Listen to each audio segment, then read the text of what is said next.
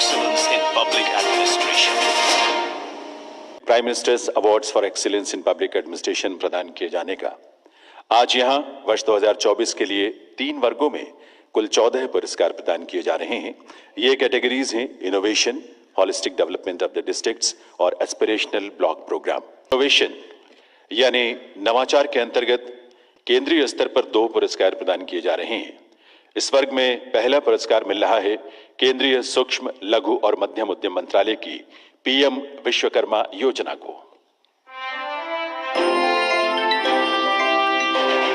PM Vishwakarma योजना, जिससे पारंपरिक कारीगरों और शिल्पकारों को मिल रहा है बिना गारंटी लोन, हुनर निखारने के लिए फ्री ट्रेनिंग और बाजार तक सीधी पहुंच।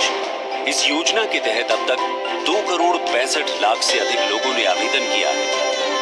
आत्मनिर्भरता के सपने को उड़ान दे दी पीएम विश्वकर्मा की टीम को शुभकामनाएं। पीएम विश्वकर्मा के लिए ये पुरस्कार प्राप्त कर रहे हैं केंद्रीय सूक्ष्म, लघु और मध्यम उद्यम मंत्रालय के सचिव श्री SCL दास।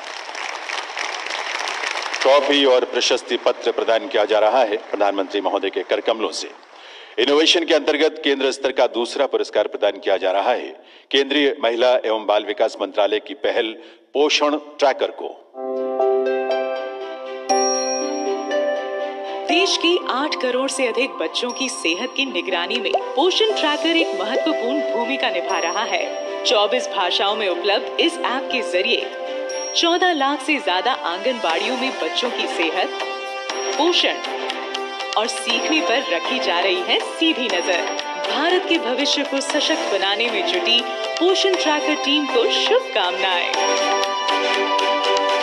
पोषण ट्रैकर इनिशिएटिव्स के लिए ये पुरस्कार प्राप्त कर रहे हैं केंद्रीय महिला एवं बाल विकास मंत्रालय के सचिव श्री अनिल मलिक।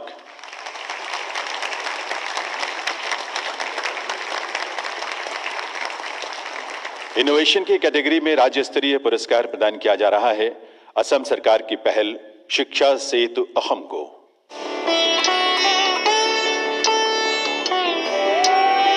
असम में शुरू हुआ शिक्षा सेतु एक्सॉम ऐप, जो स्कूलों को जोड़ रहा है AI, डेटा और तकनीक से।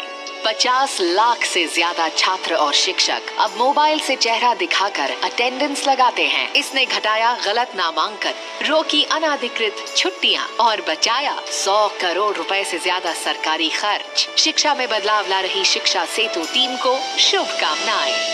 शिक्षा सेतु अहम के लिए पुरस्कार प्राप्त करेंगे असम सरकार में समग्र शिक्षा के mission director doctor Om Prakash.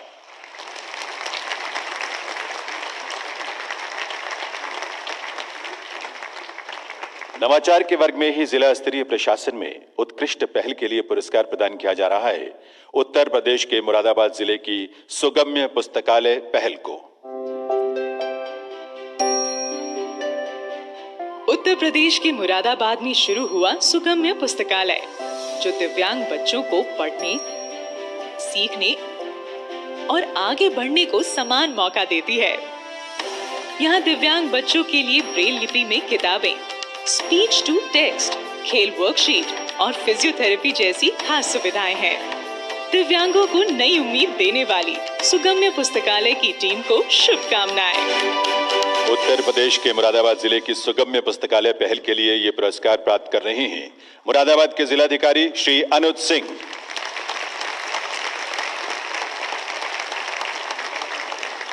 देवियों सज्जनों, पुरस्कारों का तीसरा वर्ग है होलिस्टिक डेवलपमेंट ऑफ डिस्ट्रिक्ट्स यानी जिलों के समग्र विकास का। इस वर्ग में केंद्र सरकार की 11 फ्लैगशिप स्कीम्स के क्रियान्वयन में सर्वश्रेष्ठ प्रदर्शन करने वाले देश के 5 जिलों को पुरस्कार प्रदान किया जा रहा है और इसमें पहला जिला है गुजरात का राजकोट।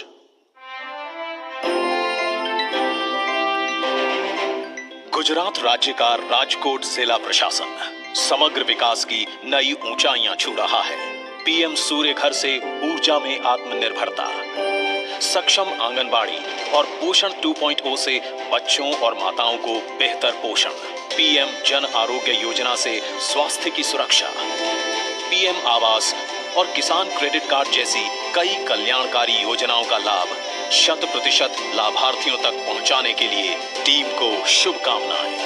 गुजरात के राजकोट जिले की ओर से पुरस्कार प्राप्त कर रहे हैं वहां के जिला collector Shri प्रभव Joshi.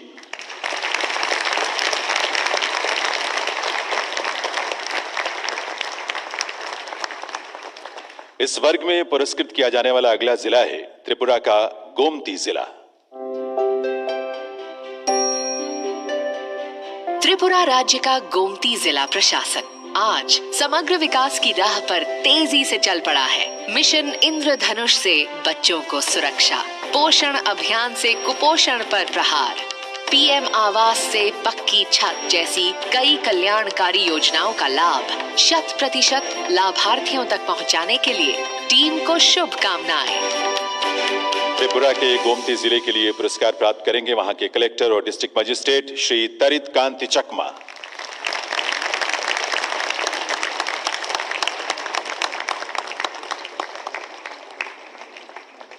Holistic development of districts की कैटेगरी में अगला पुरस्कार प्रदान किया जा रहा है असम के तिनसुकिया जिले को। असम राज्य का तिनसुकिया जिला प्रशासन आज समग्र विकास की नई पहचान बन रहा है। हर घर जल योजना से पानी की पहुंच हो या सक्षम आंगनबाड़ी और पोषण 2.0, प्रधानमंत्री आवास योजना से गरीबों के लिए पक्की छत हो या पीएम जन आरोग्य जैसी कल्याणकारी योजनाओं का लाभ 100% लाभार्थियों तक पहुंचाने के लिए टीम को शुभकामनाएं। असम के तिनसुकिया जिले की ओर से ये पुरस्कार प्राप्त कर रहे हैं वहां के district collector Shri Swapnil Paul.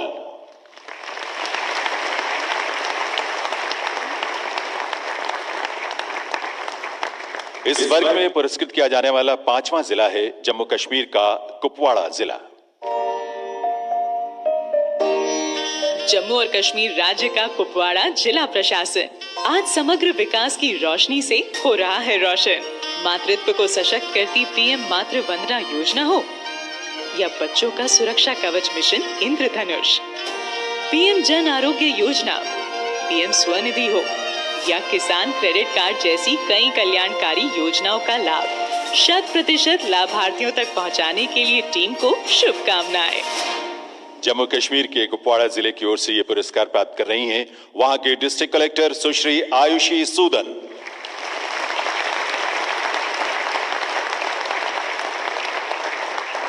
इस वर्ग में पुरस्कृत किया जाने वाला अगला जिला है ओडिशा का कोरापुट जिला।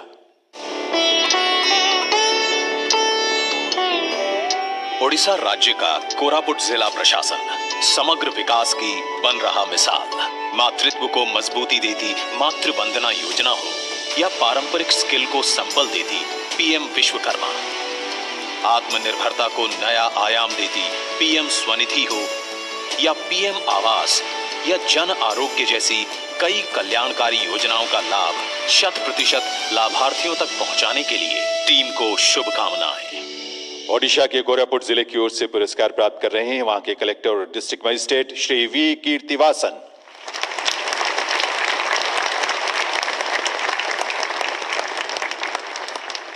देवीय सज्जनों, वर्ष 2024 के prime ministers awards for excellence in public administration की तीसरी कैटेगरी है एस्पिरेशनल ब्लॉक्स प्रोग्राम की।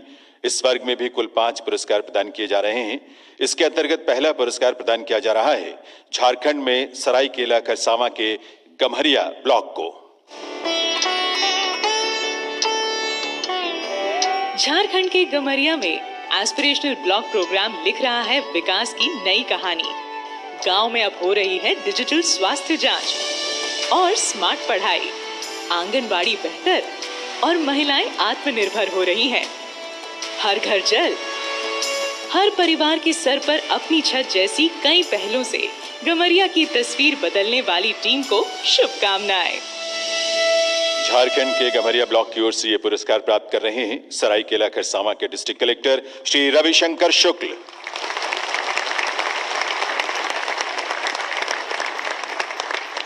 आकांक्षी ब्लॉक कार्यक्रम के वर्ग में अगला पुरस्कार प्रदान किया जा रहा है केरल में कासरगोड के पारप्पा ब्लॉक को।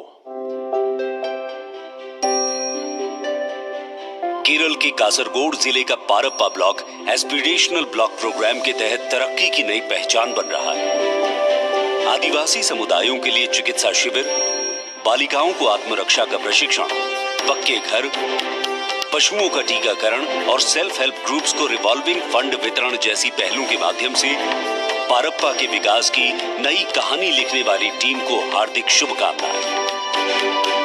केरल के पारप्पा ब्लॉक की ओर से ये पुरस्कार प्राप्त कर रहे हैं कासरगोड के डिस्ट्रिक्ट कलेक्टर श्री इनबसेकर के।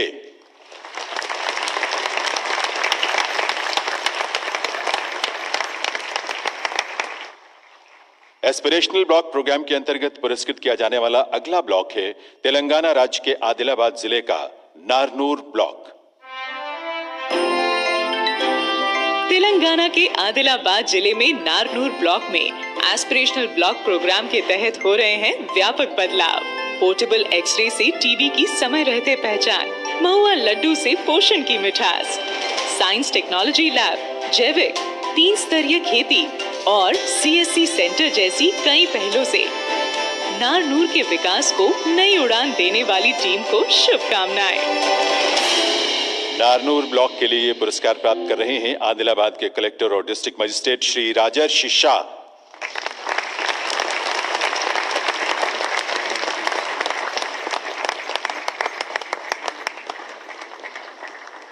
इस वर्ग में अगला पुरस्कार प्रदान किया जा रहा है त्रिपुरा में धलाई जिले के गंगानगर ब्लॉक को। त्रिपुरा के धलाई जिले का Ganganagar block aspirational block programme के तहत बदल रहा है। आंगनबाड़ी केंद्रों से मिल रहा है नियमित पोषण, डिजिटल बोर्ड से पढ़ाई बन रही है रोचक, महिलाएं एसएचजी और डिजिटल पेमेंट से बन रही हैं आत्मनिर्भर, कचरा प्रबंधन, पक्के घर जैसी कई पहलों से गंगानगर की प्रगति को नए आयाम देने वाली टीम को शुभकामनाएं। त्रिपुरा के गंगानगर ब्लॉक की ओर से ये पुरस्कार प्राप्त कर रहे हैं धलाई जिले के कलेक्टर और डिस्ट्रिक्ट मजिस्ट्रेट श्री साजो वाहिद ए।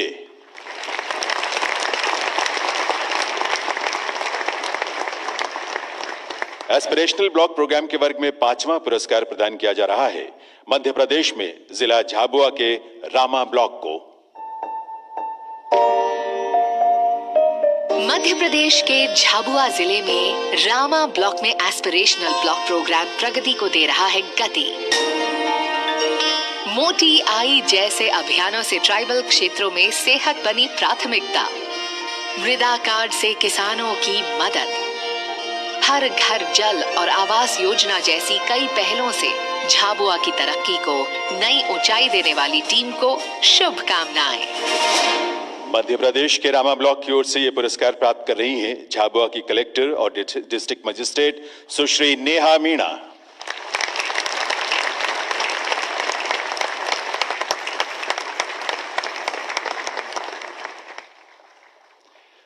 बहुत बहुत बधाई आप सभी को। सभी अनूठी पहलों को संकलित करके केंद्रीय प्रशासनिक सुधार और लोक शिकायत विभाग ने 2 ई बुक्स तैयार की हैं। इनमें से एक है होलिस्टिक डेवलपमेंट ऑफ डिस्ट्रिक्ट्स पर आधारित ई बुक और दूसरा है नवाचार यानी इनोवेशंस पर आधारित ई बुक। माननीय प्रधानमंत्री महोदय से विनम्र अनुरोध है वे रिमोट का बटन दबाकर इन दोनों ई बुक्स का विमोचन करने की कृपा करें।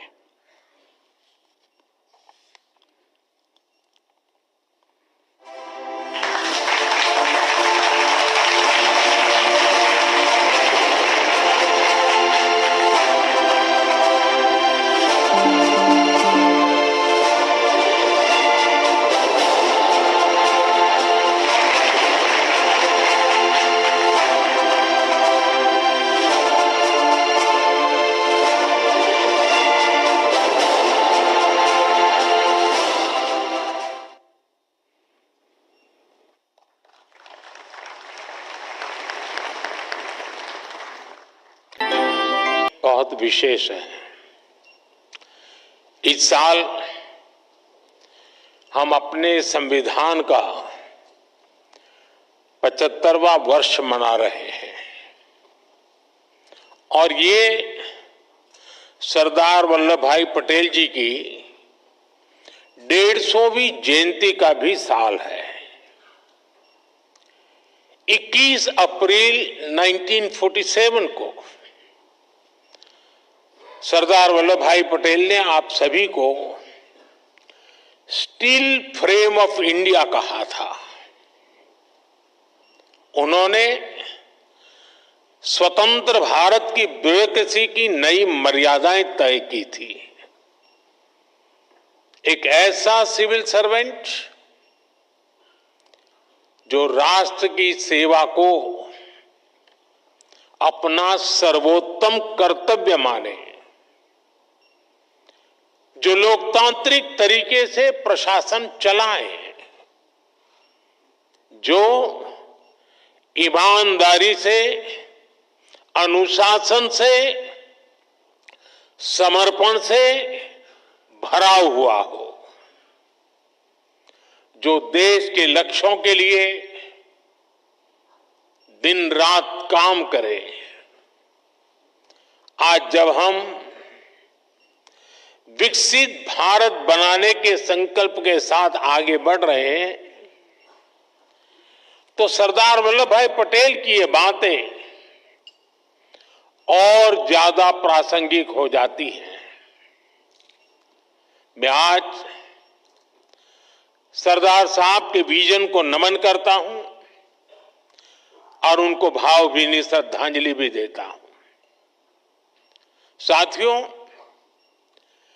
कुछ समय पहले मैंने लाल किले से कहा था कि आज के भारत को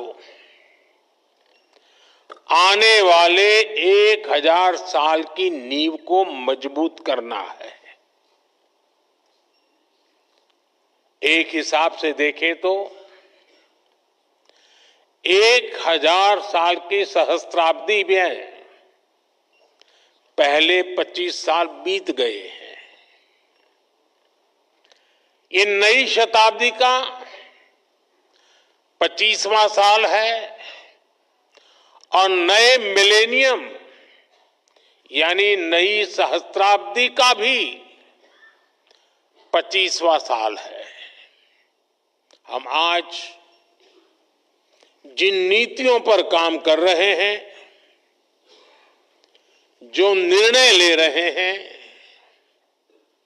वो 1000 साल का भविष्य तय करने वाले हैं। हमारे शास्त्रों में कहा गया है, यथा ही एकेन चक्रेण नरथस्य गति ही भवेत्, एवं पुरुष कौर्ण विना दैवम न सिद्ध्यति। यानी जैसे एक चक्र से रथ नहीं चल सकता है, उसी प्रकार बिना मेहनत के सिर्फ भाग्य के भरोसे सफलता नहीं मिलती। विकसित भारत के हमारे लक्ष्य की प्राप्ति के लिए भी विकास रथ के हर चक्र को मिलकर चलना है। दृढ़ प्रतिज्ञ होकर हर दिन, हर क्षण इस लक्ष्य के लिए काम करना है। लक्ष्य को प्राप्त करने के लिए जीना है, जिंदगी खपानी है। साथियों, आज हम पूरी दुनिया को तेज गति से बदलते हुए देख रहे हैं। अपने परिवार में भी आप देखते होंगे कि परिवार में अगर 10-15 साल का बच्चा है और जब उससे बात करते हैं तो आप फील करते हैं आप आउटडेटेड हैं। ये इसलिए होता है क्योंकि समय बहुत तेजी से बदल रहा है। हर 2-3 साल में गैजेट्स कैसे बदल रहे हैं, कुछ समझे सीखे उसके पहले नया आ जाता है। हमारे छोटे छोटे बच्चे इन तेज बदलावों के साथ बड़े हो रहे हैं। हमारी ब्यूरोक्रेसी, हमारा कामकाज, हमारी पॉलिसी मेकिंग भी पुराने ढर्रे पर नहीं चल सकती। इसलिए 2014 के बाद से देश में व्यवस्था परिवर्तन का एक बहुत बड़ा महायज्ञ शुरू हुआ है। हम इस तेज स्पीड के साथ खुद को तेजी से ढाल रहे हैं। आज भारत की एस्पिरेशनल सोसाइटी, भारत के युवा, भारत के किसान, भारत की महिलाएं, उनके सपनों की उड़ान आज जिस ऊंचाई पर है वो वाकई अभूतपूर्व है। इन अभूतपूर्व आकांक्षाओं की पूर्ति के लिए अभूतपूर्व गति भी आवश्यक है। आने वाले वर्षों में भारत कितने ही बड़े बड़े पड़ावों से गुजरेगा। एनर्जी सिक्योरिटी से जुड़े लक्ष्य, क्लीन एनर्जी से जुड़े लक्ष्य, स्पोर्ट्स से लेकर के स्पेस को लेकर, यानी ऐसे अनेक नए लक्ष्य हर सेक्टर में देश का परचम और नई ऊंचाइयों पर लहराना है। और ये जब मैं बात करता हूं तब, और देश जब सोचता है तब, हर किसी की नजर आप पर है, भरोसा आप पर है, बहुत बड़ा दायित्व आप सब मेरे साथियों पर है। आपको जल्द से जल्द भारत को दुनिया की तीसरी सबसे बड़ी इकोनॉमी भी बनाना है। इस काम में विलंब न हो, ये हम सभी को सुनिश्चित करना है। साथियों, मुझे खुशी है कि इस बार सिविल सर्विसेज डे के theme holistic development of India रखी गई है। ये सिर्फ एक थीम नहीं है, ये हमारा कमिटमेंट है। देश की जनता से हमारा वादा है। होलिस्टिक डेवलपमेंट ऑफ इंडिया यानी no village left behind, no family left behind, no citizen left behind. असल प्रगति का मतलब छोटे बदलाव नहीं, बल्कि फुल स्केल इंपैक्ट होता है। हर घर में क्लीन वाटर, हर बच्चे को क्वालिटी एजुकेशन, हर एंटरप्रेन्योर को फाइनेंशियल एक्सेस और हर गांव को डिजिटल इकोनॉमी का लाभ। ऐसी ही बातें हैं जो होलिस्टिक डेवलपमेंट, मैं मानता हूं, क्वालिटी इन गवर्नेंस सिर्फ स्कीम्स लॉन्च करने से नहीं आती, बल्कि क्वालिटी इन गवर्नेंस इससे तय होती है कि वो स्कीम कितनी गहराई तक जनता के बीच पहुंची और उसका कितना रियल इंपैक्ट हुआ।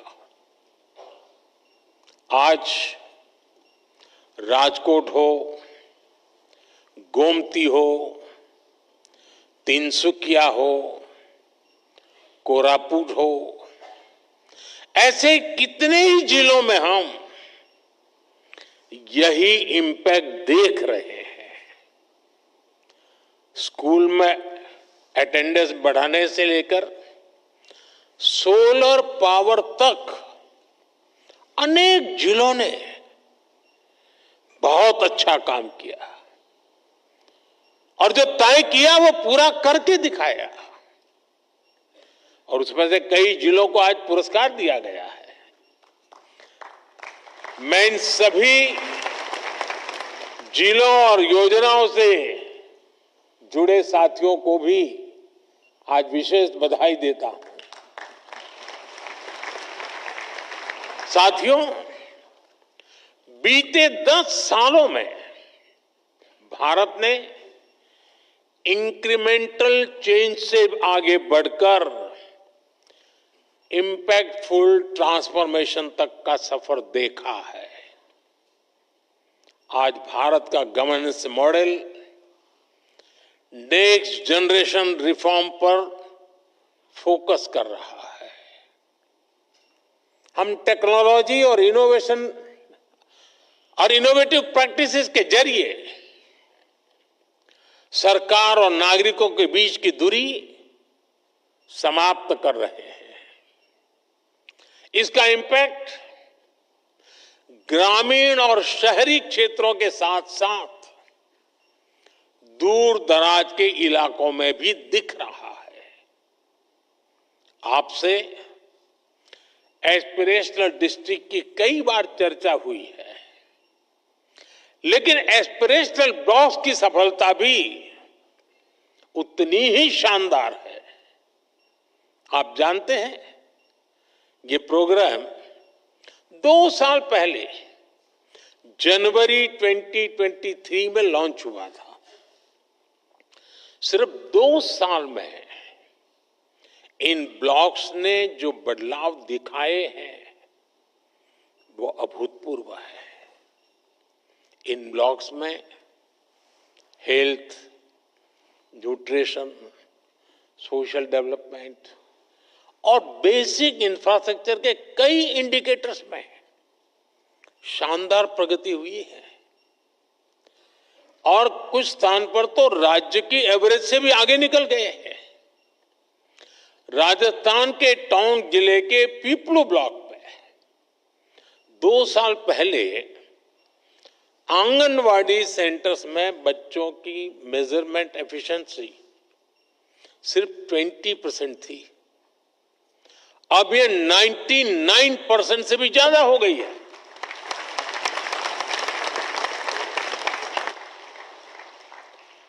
बिहार के भागलपुर में जगदीशपुर ब्लॉक है। वहां पहली तिमाही में ही गर्भवती महिलाओं का रजिस्ट्रेशन पहले सिर्फ 25% था, अब ये बढ़कर 90% से ज्यादा हो गया है। जम्मू कश्मीर के मारवाह ब्लॉक में इंस्टीट्यूशनल डिलीवरी की पहले 30% थी, जो बढ़कर के 100% हो चुकी हैं। झारखंड के गुरडी ब्लॉक में नल से जल का कनेक्शन 18% से बढ़कर के 100% हो गया है। ये सिर्फ आंकड़े नहीं है, ये लास्ट माइल डिलीवरी के हमारे संकल्प की सिद्धि को दिखाता है।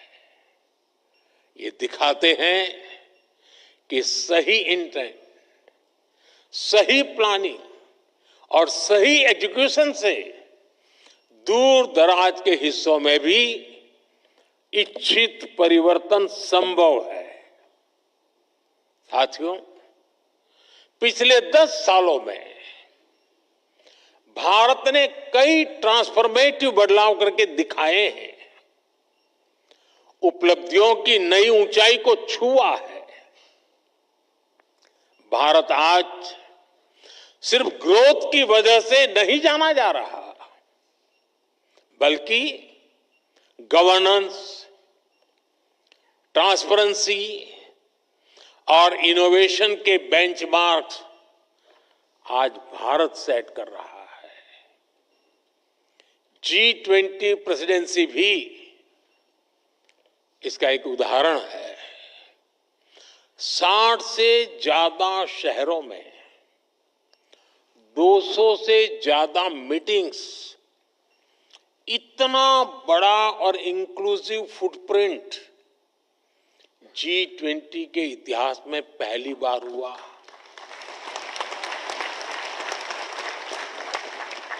और यही तो होलिस्टिक अप्रोच है। जन भागीदारी की अप्रोच ने G20 को एक जन आंदोलन बना दिया। स्कूल में 8वीं कक्षा का बच्चा भी चर्चा करता था G20 हो रही है, और दुनिया ने भी माना India is not just participating, it is leading. साथियों, आजकल हम गवर्नमेंट एफिशिएंसी की भी बहुत चर्चा सुनते हैं, लेकिन भारत इसमें भी दुनिया के दूसरे देशों से 10-11 साल आगे हैं। पिछले 11 वर्षों में हमने डिले सिस्टम को खत्म करने की कोशिश की है। हम नए प्रोसेसेस बना रहे हैं। हम टेक्नोलॉजी के माध्यम से टर्न अराउंड टाइम को घटा रहे हैं। ईज ऑफ बिजनेस को बढ़ावा देने के लिए हमने 40,000 से ज्यादा कंप्लायंसेस को खत्म किया है।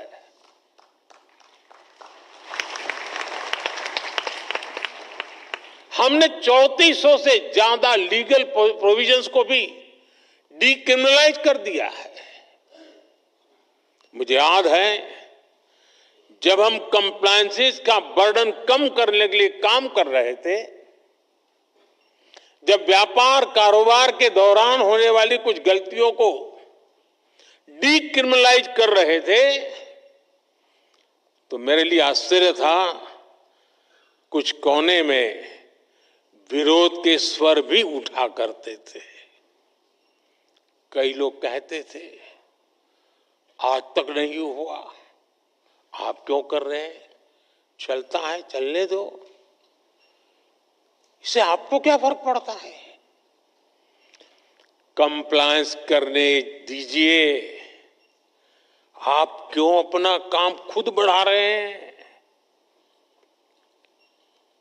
चारों तरफ से चर्चाएं चलती थी, दबाव आते थे, लेकिन जिस लक्ष्य को प्राप्त करना था, उस लक्ष्य का दबाव इन दबावों से ज्यादा था। और इसलिए हम दबावों से दबे नहीं, हम लक्ष्य के लिए चल पड़े। हम पुरानी लीक पकड़कर चलेंगे तो हमें नए परिणाम मिलना मुश्किल है। जब हम कुछ अलग करेंगे, और तभी तो अलग परिणाम भी मिलेंगे। और आज इसी सोच की वजह से हमारी ease of doing business ranking में काफी सुधार हुआ है।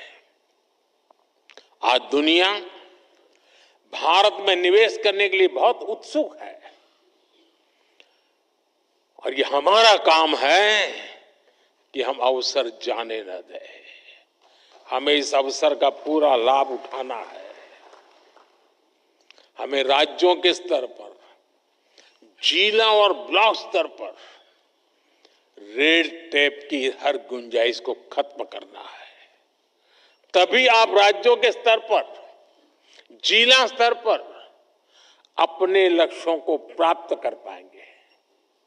साथियों, पिछले 10-11 साल की देश की जो सफलताएं रही है, उन्होंने विकसित भारत की नींव को बहुत मजबूत किया है।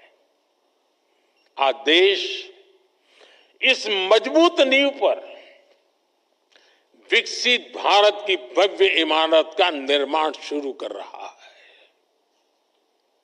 लेकिन निर्माण की इस प्रक्रिया में हमारे सामने चुनौतियां कम नहीं है।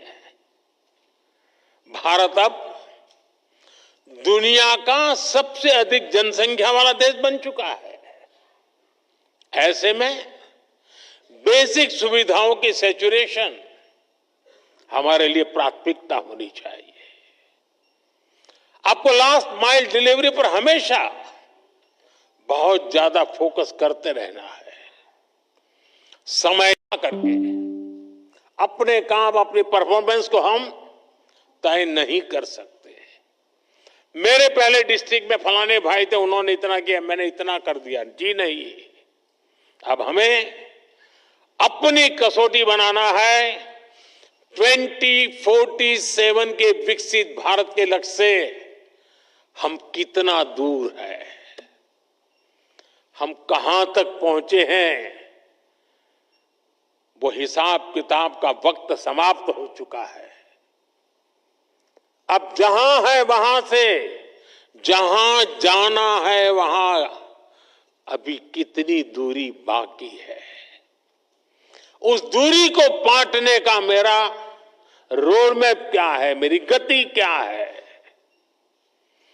और मैं औरों से जल्दी 2047 तक कैसे पहुंच करके सारे लक्ष्यों को प्राप्त कर लूं, यही हमारा सपना, यही हमारा मकसद, यही हमारा लक्ष्य होना चाहिए।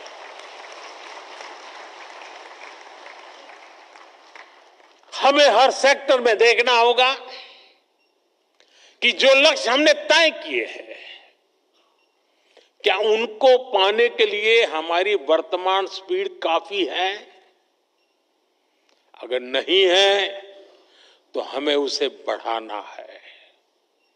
हमें याद रखना है, आज जो टेक्नोलॉजी हमारे पास है वो पहले नहीं थी। हमें टेक्नोलॉजी की ताकत के साथ आगे बढ़ना है। 10 साल में हमने 4 करोड़ गरीबों के लिए पक्के घर बनाए, लेकिन अभी 3 करोड़ नए घर बनाने का लक्ष्य हमारे सामने है। हमने 5-6 सालों में 12 करोड़, इसी अप्रोच ने 10 साल में 25 करोड़ लोगों को गरीबी से बाहर निकाला है। यही अप्रोच भारत को गरीबी से पूरी तरह मुक्त करेगा।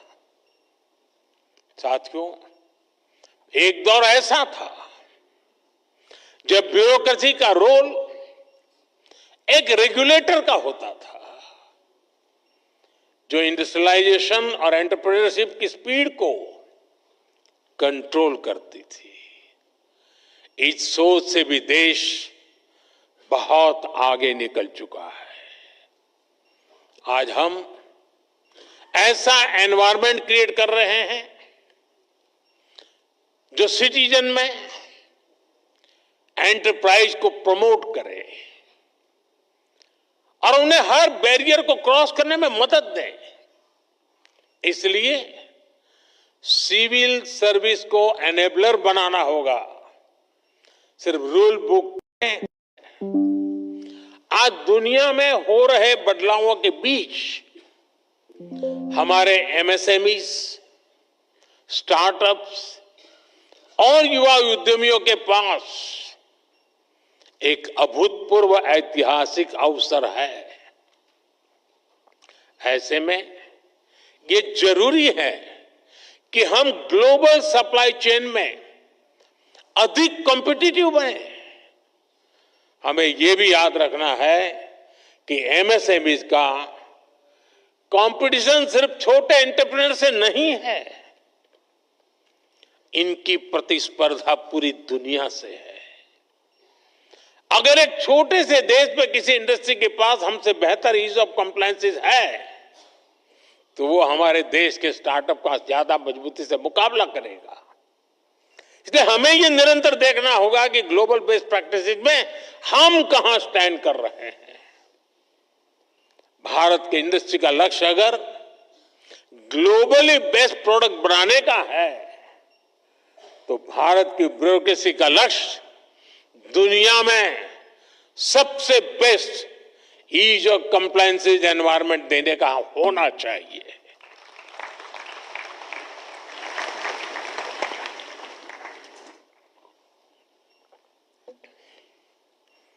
साथियों, आज की टैग ड्रिवन दुनिया में सिविल सर्वेंट्स उसको ऐसी स्किल चाहिए जो न उन्हें सिर्फ टेक्नोलॉजी समझने में मदद करे, बल्कि उसे स्मार्ट और इंक्लूसिव गवर्नेंस के लिए इस्तेमाल भी कर सके। In the age of technology, governance is not about managing systems. It is about multiplying possibilities. हमें टेक से भी होना पड़ेगा ताकि हर पॉलिसी और स्कीम को टेक्नोलॉजी के जरिए ज्यादा एफिशिएंट और एक्सेसिबल बनाया जा सके। हमें डाटा ड्रिवन डिसीजन मेकिंग में एक्सपर्ट बनना होगा, जिससे पॉलिसी डिजाइनिंग और इंप्लीमेंटेशन से ज्यादा एक्यूरेट कर सके। आजकल आप देख रहे हैं कि आर्टिफिशियल इंटेलिजेंस और क्वांटम फिजिक्स कितनी तेजी से विकसित हो रही है। जल्दी ही टेक्नोलॉजी के यूज में एक नया रिवॉल्यूशन आएगा।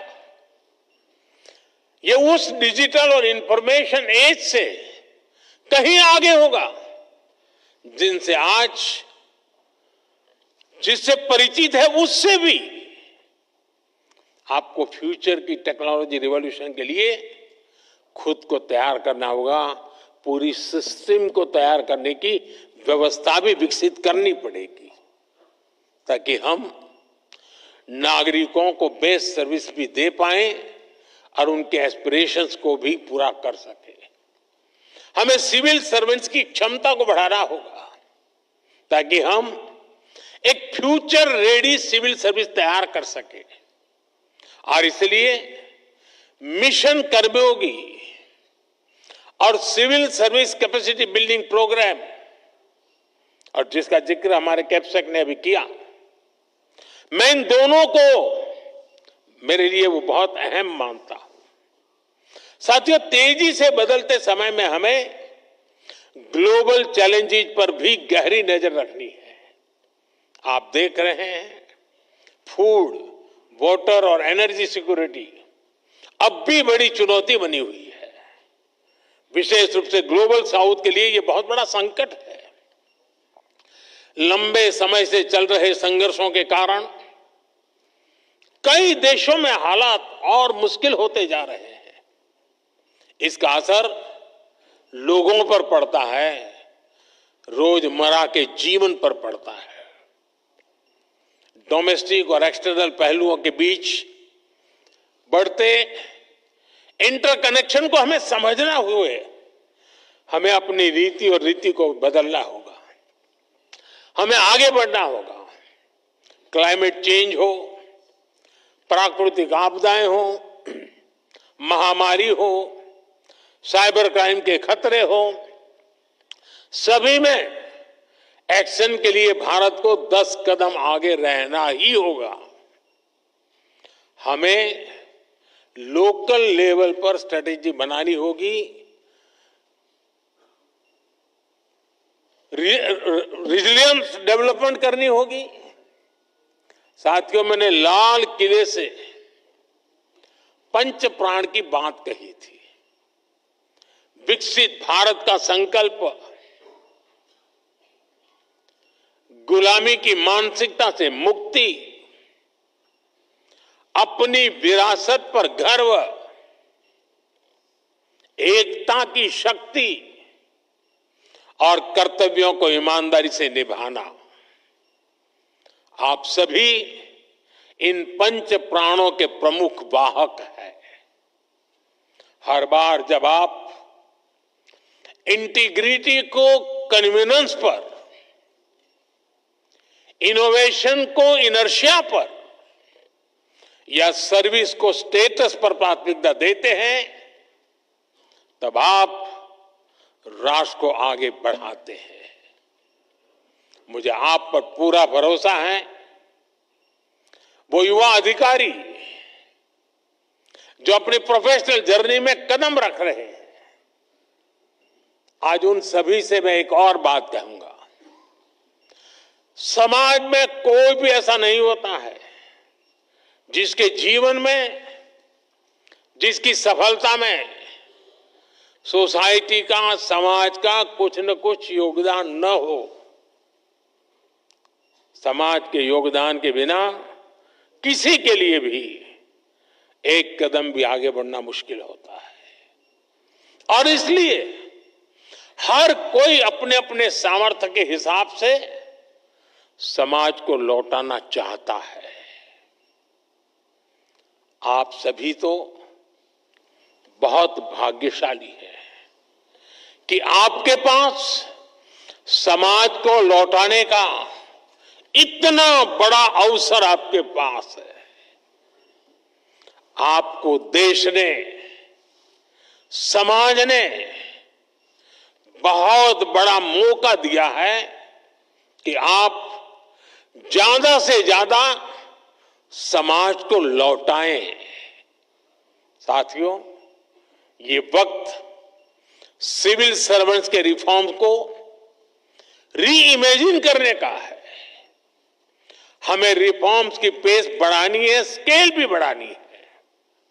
इंफ्रास्ट्रक्चर हो, रिन्यूएबल एनर्जी के लक्ष्य हो, इंटरनल सिक्योरिटी की बात हो, करप्शन को खत्म करने का हमारा मिशन हो, सोशल वेलफेयर स्कीम्स हो, ओलंपिक्स से जुड़े, स्पोर्ट्स से जुड़े लक्ष्य हो, हर सेक्टर में हमें नए रिफॉर्म्स करने हैं।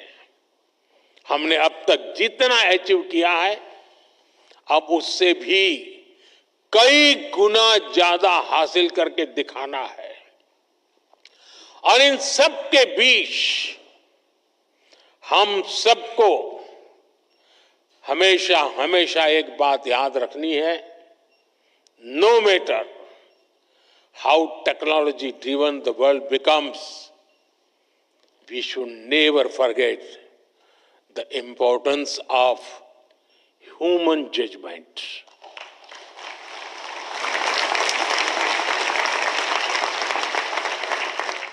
संवेदनशील रहिए, गरीब की आवाज सुनिए, गरीब की तकलीफ समझिए, उनका समाधान करना अपनी प्राथमिकता बनाइए। जैसे अतिथि देवो भव होता है, वैसे ही नागरिक देवो भव, इस मंत्र को लेकर के हमें चलना है। आपको सिर्फ भारत के सिविल सर्वेंट्स के रूप में ही नहीं, विकसित भारत के शिल्पकार के रूप में अपने दायित्व के लिए तैयार करना है। वो एक वक्त था, आप सिविल सर्वेंट बने, सिविल सर्वेंट के रूप में आगे बढ़े और आज भी सिविल सर्वेंट के रूप में सेवा कर रहे हैं। लेकिन अब वक्त बदल चुका है साथियों। मैं जिस रूप में आने वाले भारत को देख रहा हूं, जिन सपनों को मैं हिंदुस्तान के 140 करोड़ देशवासियों की आंखों में देख रहा हूं, और इसलिए मैं अब कह रहा हूं कि आप सिर्फ सिविल सर्वेंट नहीं हैं, आप नए भारत के शिल्पकार हैं।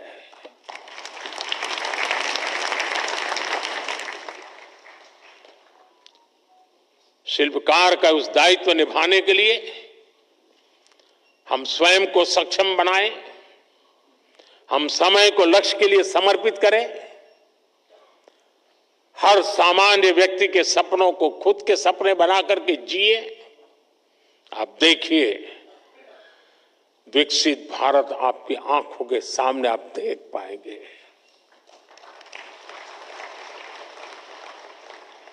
मैं आज लेक्चर कर रहा हूं, तब मेरी नजर एक छोटी सी गुड़िया पर गई, वहां बैठी है।